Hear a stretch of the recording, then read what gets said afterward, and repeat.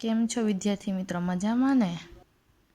Chapter number 1 સંખ્યા પદ્ધતિ. સંખ્યા પદ્ધતિમાં આપણે ભણવાનું છે વાસ્તવિક સંખ્યાઓ.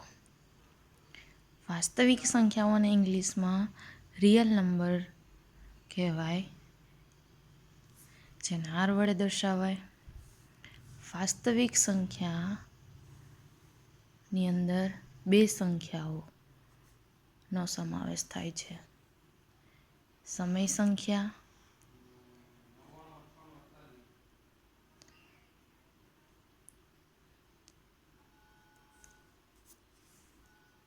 બીજું અસમય સંખ્યા.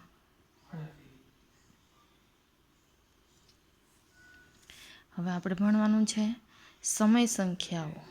સમય સંખ્યા ધોરણ 8ની અંદર તમે ભણી ગયા છો. સમય સંખ્યાઓને રેશનલ નંબર ક્યુ વડે દર્શાવવામાં આવે છે. સમય સંખ્યાઓમાં સમાવેશ થતી સંખ્યાઓ તો કે પ્રાકૃતિક સંખ્યા,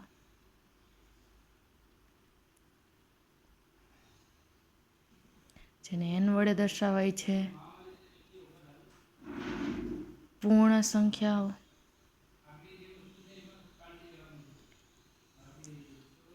હોલ નંબર ડબલ્યુ વડે દર્શાવાય છે. પૂર્ણાંક સંખ્યાઓ,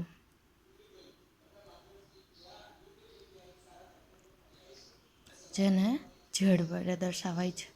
હવે ત્યાર પછી જોવાનું છે કે અપૂર્ણાંક સંખ્યાઓ. ભણીને આવ્યા જ છો તમે આગળના ધોરણમાં. અપૂર્ણાંક સંખ્યાઓ. અપૂર્ણાંક સંખ્યાઓ બધી જ અપૂર્ણાંક સંખ્યાઓ સમય સંખ્યાઓ નથી. બધી જ. એમાંથી અમુક છે, અમુક નથી. તો યાદ રાખજો કે બધી જ અપૂર્ણાંક સંખ્યાઓ સમય સંખ્યાઓ નથી.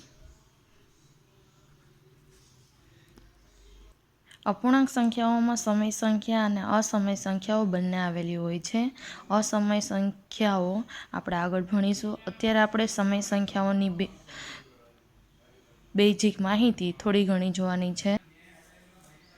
તમને બધાને સમય સંખ્યા વિશે ખબર જ છે કે કોને આપણે સમય સંખ્યાઓ, કેવા પ્રકારની સંખ્યાઓને સમય સંખ્યા કહે છે. હવે કોઈ પણ સમય સંખ્યા હોય, કોઈ પણ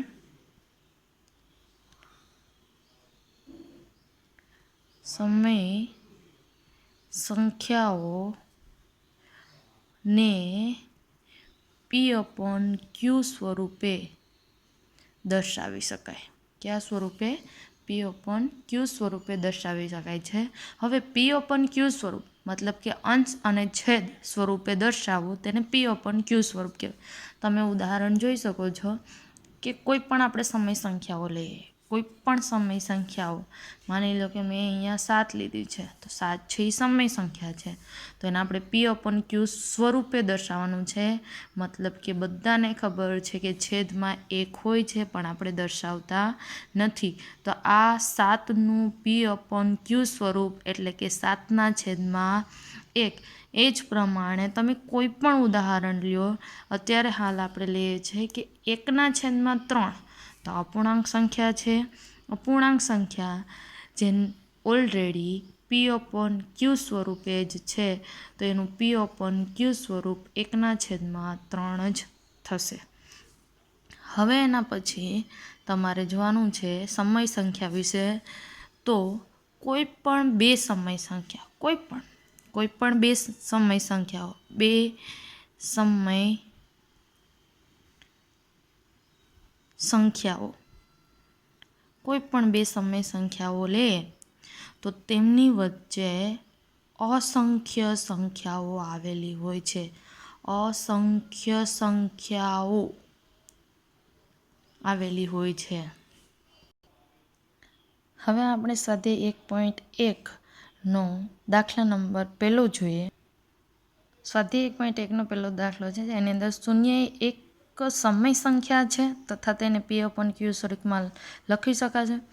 તો શૂન્ય એ સમય સંખ્યા છે. હવે મેં તમને આગળ સમય સંખ્યાની સમય સંખ્યાઓમાં કઈ કઈ સંખ્યાઓનો સમાવેશ થાય તો મેં તમને આગળ કીધું હતું કે પૂર્ણ સંખ્યાઓ. તો પૂર્ણ સંખ્યાઓની શરૂઆત 0થી થાય છે. મતલબ કે શૂન્ય એ સમય સંખ્યાઓ છે. તો એના પછીનો બીજો પ્રશ્ન એમાં જ કે P/Q સ્વરૂપમાં લખી શકાય. હવે 0ને P/Q સ્વરૂપમાં લખવું, કોઈ પણ સમય સંખ્યાને P/Q સ્વરૂપમાં દર્શાવી શકાય છે. તો શૂન્યનું P/Q સ્વરૂપ, હવે શૂન્યનું P/Q સ્વરૂપ તો 0/1 લખો, 0/2 લખો, 0/10 લખો, કાંઈ પણ લખો, આ થશે શૂન્યનું P/Q સ્વરૂપ. નંબર 2માં 3 અને 4 વચ્ચેની 6 સમય સંખ્યાઓ શોધો. અહીંયા મેં તમને આગળ કીધું છે સમય સંખ્યાઓની માહિતીની અંદર કે 3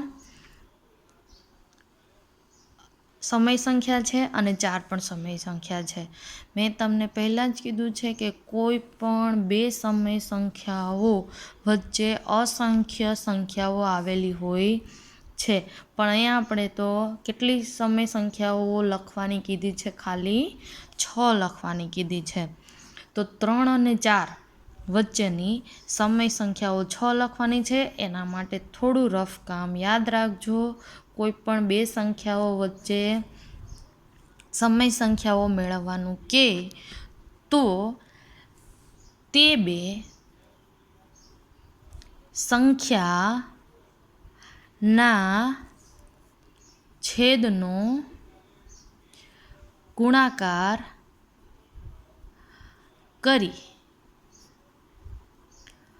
મળતા જવાબનો ઘડિયો.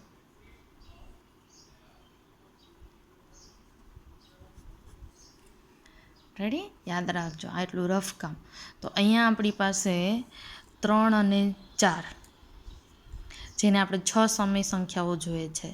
તો 3/1 અને 4/1 હોય જ છે, આપણને ખબર છે.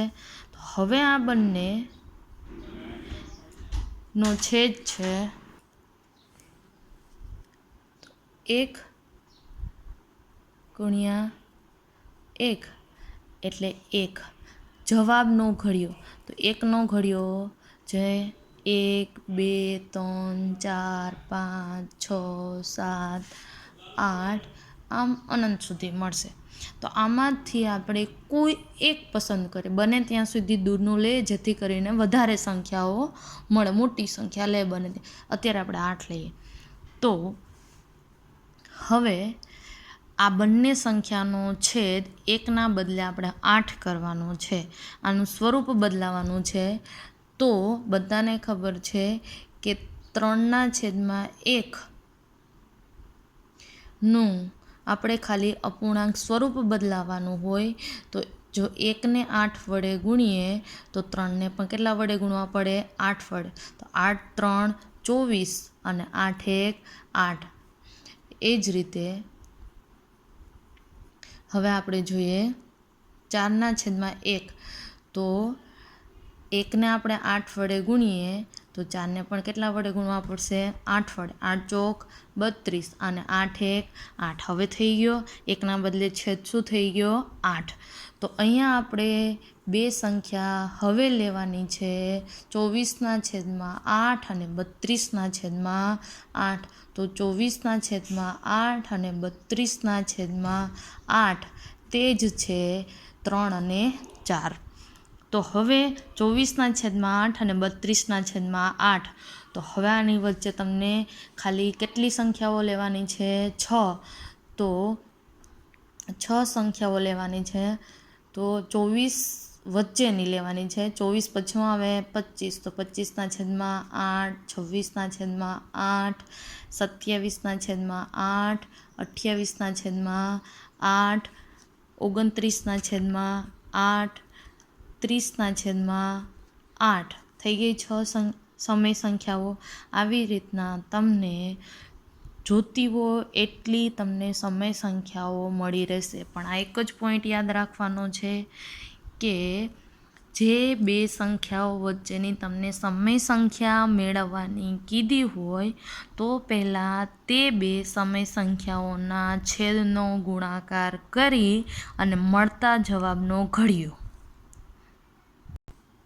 હવે એક દાખલો તમારે જાતે ગણવાનો છે. જાતે ગણો. સ્વાપોથીની અંદર વિભાગ બીનો પહેલો છે એની અંદર આ જ રીતનો દાખલો છે કે 4 અને 5 વચ્ચેની કોઈ પણ 4 સમય સંખ્યાઓ શોધો. રેડી? આ એક તમારી જાતે કરવાનો છે.